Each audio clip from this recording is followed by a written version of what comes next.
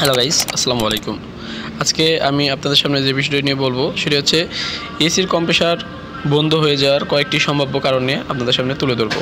তো আপনাদের কম্প্রেসার অনেক সময় এসির কম্প্রেসারগুলো অনেক সময় ভালো থাকে, তারপর কম্প্রেসারগুলো বারবার বন্ধ হয়ে যায়। সেটি কেন বন্ধ হয়ে যায় আসলে এগুলো যারা কাজ করতে করতে অভিজ্ঞ তারাই একমাত্র বুঝতে পারে। আমরা যারা নতুন আছি তারা কিন্তু বুঝতে পারি না।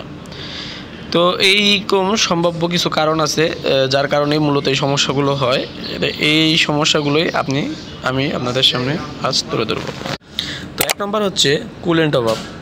যদি এসির কুলেন্ট বা রেফ্রিজারেন্ট কমে যায় তাহলে কম্প্রেসার সঠিকভাবে কাজ করতে পারে না এবং বন্ধ হয়ে যেতে পারে। আর দুই নম্বর হচ্ছে কম্প্রেসার সমস্যা। কম্প্রেসারে যান্ত্রিক সমস্যা যেমন মোটরের সমস্যা বা পাম্পের সমস্যা হতে পারে, যার ফলে এটি বন্ধ হয়ে যেতে পারে। আর তিন নম্বর হচ্ছে থার্মাল ওভারলোড। এসি খুব বেশি সময় ধরে কাজ করলে অথবা অন্য কোনো কারণে তাপমাত্রা বেড়ে গেলে কম্প্রেসারের অটোমেটিকভাবে থার্মাল প্রোটেকশন বন্ধ হয়ে যেতে পারে। এবং চার নম্বর হচ্ছে ওভারলোড প্রোটেক্টর। এসির কম্প্রেসার বা অস্বাভাবিকভাবে কাজ করে তাহলে ওভারলোড প্রোটেক্টর কাজ করে কম্প্রেসার বন্ধ করে দেয়। আর সর্বশেষ পাঁচ নম্বর হচ্ছে ইলেকট্রিক সমস্যা। কোনো ফিউজ ফাটা অথবা ওয়্যারিং সমস্যা বা সার্কিট ব্রেকার সমস্যা থাকলে কম্প্রেসার বন্ধ হয়ে যেতে পারে। তো এইসব বিষয়ে আপনাদের সঠিকভাবে খেয়াল রাখতে হবে। আরেকটি বিষয় হচ্ছে যার কারণে কম্প্রেসার বন্ধ হয়ে যায়, 6টি কারণ বলি, 5টি বলতে চেয়েছিলাম, আরেকটি কারণ বাড়িয়ে বলতেছি। সেটি হচ্ছে এয়ার ফ্লোর সমস্যা। যদি মনে করেন এসির ভিতরে সঠিক এয়ার ফ্লো না থাকে, কম্প্রেসার অতিরিক্ত গরম হতে পারে, ফলে এটি বন্ধ হয়ে যেতে পারে।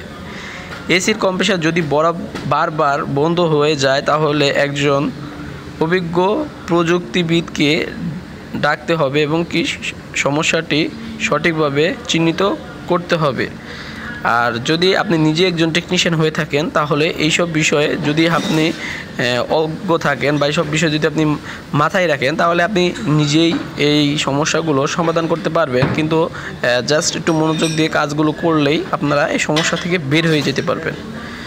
তো এই কয়েকটি কারণের জন্যই কিন্তু কম্প্রেসারগুলো বারবার বন্ধ হয়ে যায়, কিছুক্ষণ চলে আবার বন্ধ হয়ে যায়। আর এছাড়াও আরও কয়েকটি সমস্যা আছে। তো সব সমস্যা তো একটি ভিডিওতে বলা সম্ভব নয়, যেহেতু একটি ছোট ভিডিও করতেছি।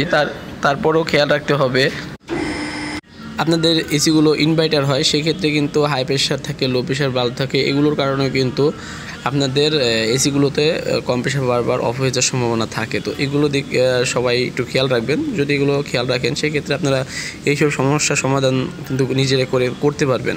তো এই ছিল আজকের ভিডিওটি যদি ভালো লেগে থাকে অবশ্যই চ্যানেলটি সাবস্ক্রাইব করে রাখবেন এবং পাশে থাকা বেল আইকনটি বাজিয়ে দেবেন। সবাই ভালো থাকুন, সুস্থ থাকুন। আসসালামু আলাইকুম।